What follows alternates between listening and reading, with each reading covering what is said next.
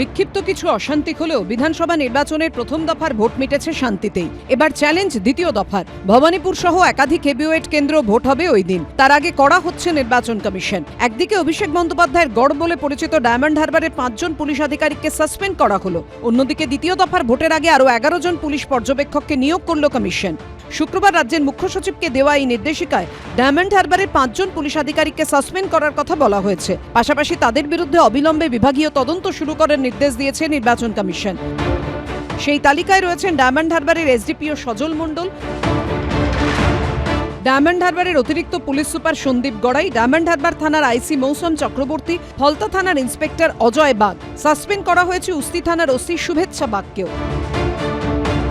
সূত্রের খবর, ডায়মন্ড হারবারের পুলিশ সুপার ঈশানী পালকেও সতর্ক করা হয়েছে।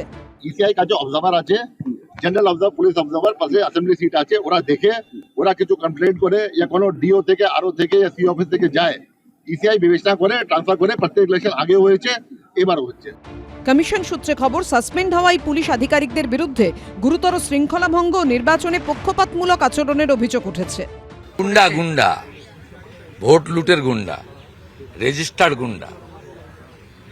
সিপিএম এর সময় সুশান্ত ঘোষ, লক্ষণ সেটরা গুন্ডামি করতো, রিগিং করতো। এরা হচ্ছে রেজিস্টার্ড গুন্ডা, বেতন পায় ট্যাক্সের টাকায়, আর গুন্ডামি করে তৃণমূল কংগ্রেসে।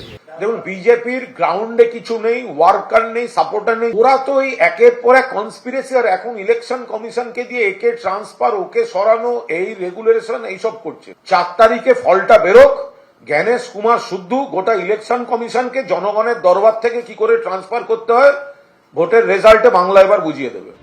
নির্বাচন কমিশন সূত্রে খবর, দ্বিতীয় দফা ভোটের আগে নিরাপত্তা ব্যবস্থা আরও জোরদার করতে অতিরিক্ত 11 জন পুলিশ পর্যবেক্ষককে নিয়োগ করা হয়েছে। মূলত পাঞ্জাব, হরিয়ানা ও মধ্যপ্রদেশ থেকে তাদের আনা হয়েছে। ইসি বোধহয় এখন জিরো টলারেন্স নীতি ঘোষণা করেছেন। করতে এখনো পারছেন কি পারছেন না সেটা নিয়ে সন্দেহ থাকবে যতক্ষণ না ভোট শেষ হয়।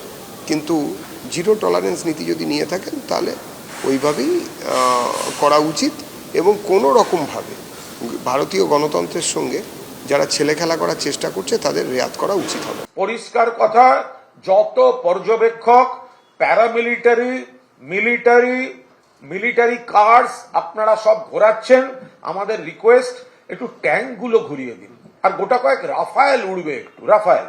তারপরে তো হারিয়ে পুরো মজা। আর এই পুলিশ কোথা থেকে পাঠাচ্ছেন?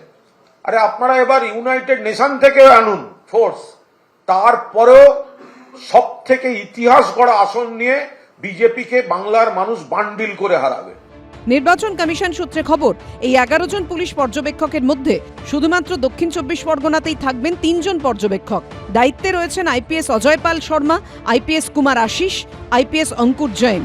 উত্তর 24 পরগনায় থাকবেন 2 জন পর্যবেক্ষক, আইপিএস রাহুল কুমার শাহপুরওয়ার ও আইপিএস শান্তনু কুমার সিং। আইপিএস চক্রেশ মিশ্রকে দেওয়া হয়েছে হুগলির দায়িত্ব। হাওড়ার দায়িত্বে থাকবেন আইপিএস রাকেশ কুমার, নদিয়ায় আইপিএস বিপিন তাডা, পূর্ব বর্ধমানে শ্বেতাঙ্ক মিশ্র, দক্ষিণ কলকাতায় চরণ সিং মিনা ও কলকাতা উত্তরের দায়িত্বে থাকবেন অখিলেশ কুমার সিং। বুধবার রাজ্যে দ্বিতীয় দফার বিধানসভা নির্বাচনে 142টি আসনের ভোট গ্রহণ হবে। রুমা পাল, অনির্বাণ বিশ্বাস ও Shibashis মৌলিকের report, ABP Ananda.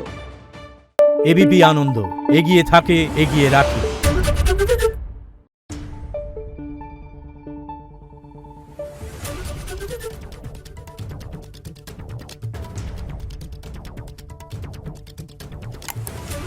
Thank you.